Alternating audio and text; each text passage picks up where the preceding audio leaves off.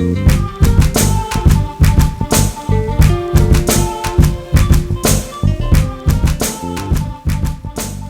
first question is, you guys have been around since 2015.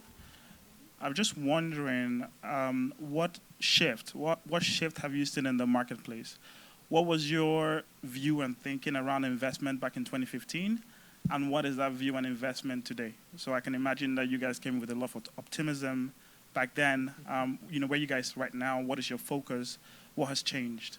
For the rest of the panel, I have a question around the macroeconomics of Nigeria.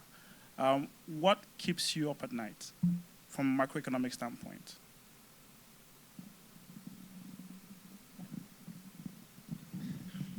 Thank you. So I'd say that initially when we started, the thinking about the regular coming to invest in Nigeria, you're coming with money, and people are going to be coming at you with like different ideas and different plans about what they want to do. And I think initially our terms were very aggressive. And so that was the thinking to, okay, we have investors' money, we need to guide it with our lives and everything. But I think that over the years, as we have invested in a couple of companies and just met with people who are extremely interested and very passionate about the problem that they're trying to solve, we have seen that we have relaxed our terms and not being as not being as trying to secure all the areas, allowing for more laxity. And giving entrepreneurs more room than Do you mean the protective provisions or like the financial terms of the deal? Sorry, what did you say? Do you mean like the protective provisions or like the financial terms?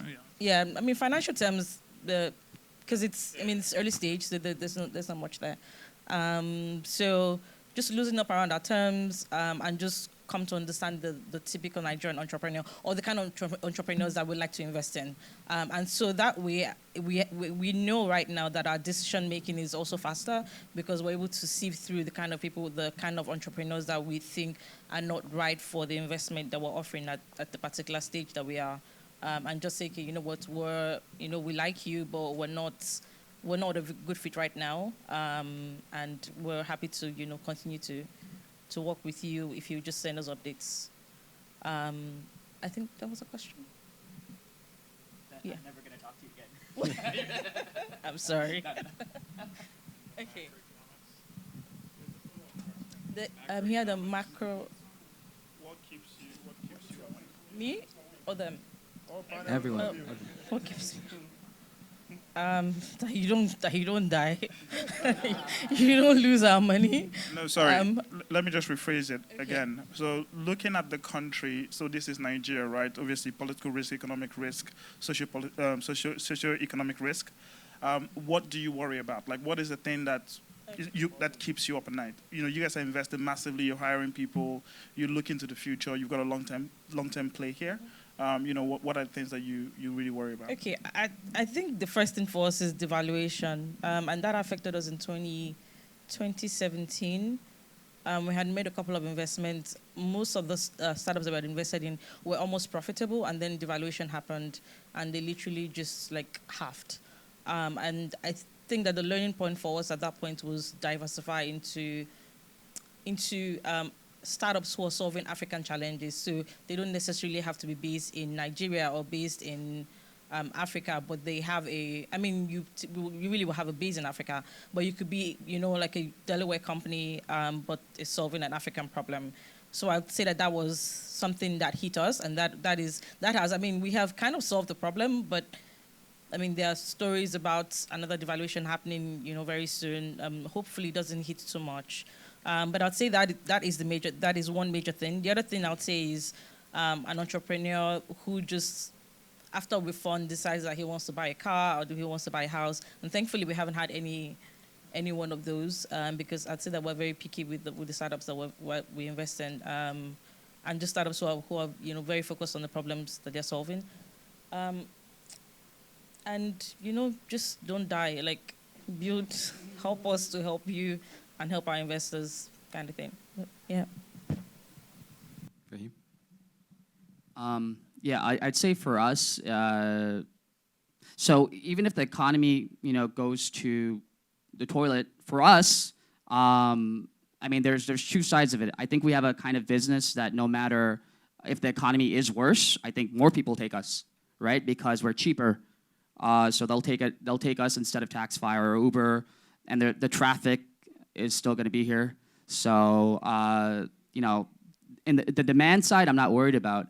The problem is the global economy affects valuations, and right now entrepreneurs have had the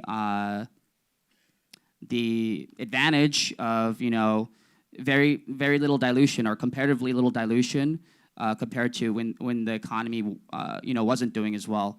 So the valuations will definitely take a hit, and that will cause founders like me to have to give up more of our companies, and that's unfortunate, obviously. But as long as my thing is, what I try to do is I try to run a lean business, and I try to run a business that at some point, if we turn some levers, can be profitable. So hopefully, if that situation comes where the economy does, kind of go the other way, and it's harder to raise capital, or you have to raise capital at lower valuations, that we can survive with very little capital, or even no capital if we're break even. Yeah, I think for us, maybe 2 or 3 things. The one is infrastructure development. I think just because we're in technology, people need to have power to charge their phones so that they can pay online.